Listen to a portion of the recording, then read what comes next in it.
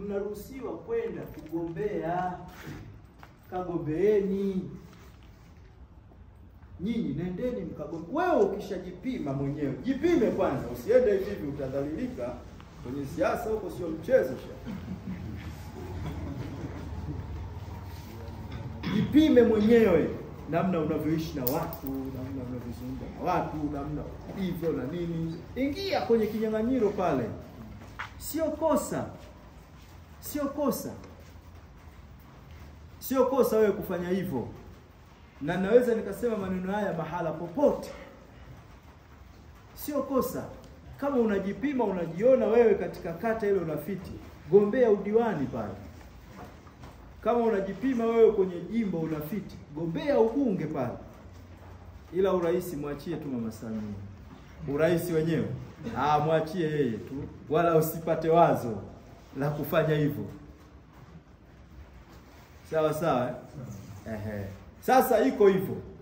Iko hivyo. Kwa hiyo katika kuhitimisha mada hii ambayo nimeiandaa kwa ajili ya kukumbushana kama maimamu, nimeona niwaeleze jambo hilo pia, kwamba huu mwaka ni mwaka wa uchaguzi wa serikali pia. Kwa hiyo tujitokeze kwa wingi, kama ni kujiandikisha, kama ni kufanyeje, na tusikubali kuijiwa na watu. Kuna watu watatuijia kwa sura tofauti tofauti. Wanajua sisi tuna watu, sisi tuna viongozi. Watakujia wewe. Usikubali kuuza utu wako, heshima yako kwa sababu ya shilingi 5,000, 10,000. Usikubali. Usikubali kuuza heshima yako wewe kama imamu kwa thamani ndogo. Kuuza dini yako pia. Akaja mtu pale akakwambia, bana mimi hapa unajua ndo nimetia nia hapa.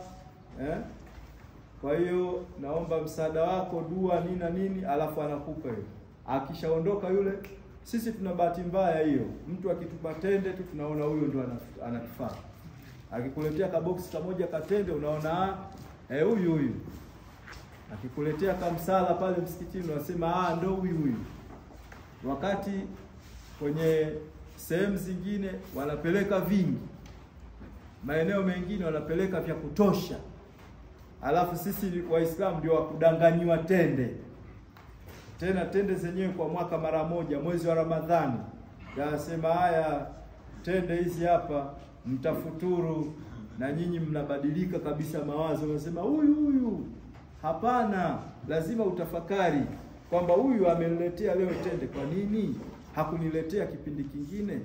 Kwa nini hakuwa na mimi katika kipindi chote? Sasa hivi kuna nini?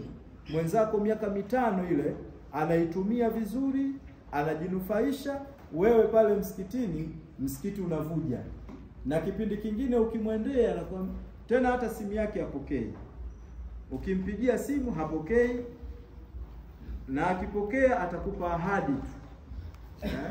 Atakupa ahadi, lakini labda pengine anaenda kutoa kwa wengine huko, anaenda kuwalewesha watu, anawanunulia mapombe, anawanunulia manguo, anawanunulia nini. Sasa wewe kama imamu, kwa nini uhadaiki kwa vitu vidogo kama hivi? Na hiyo ni rushwa, na rushwa ni haramu. Mtume SAW anasema arrashu wal mutashu finnar. Mtoaji wa rushwa na yule mpokeaji wa rushwa wote wanaingia motoni.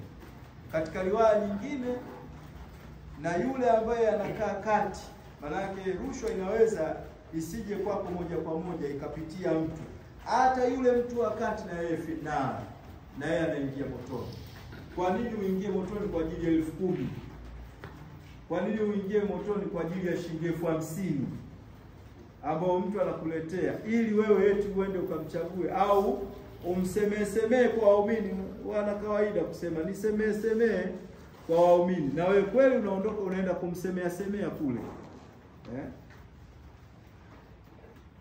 Kwa hiyo tuwe makini.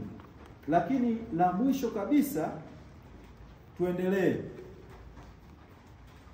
kuwaambia waumini wetu kuhusu amani.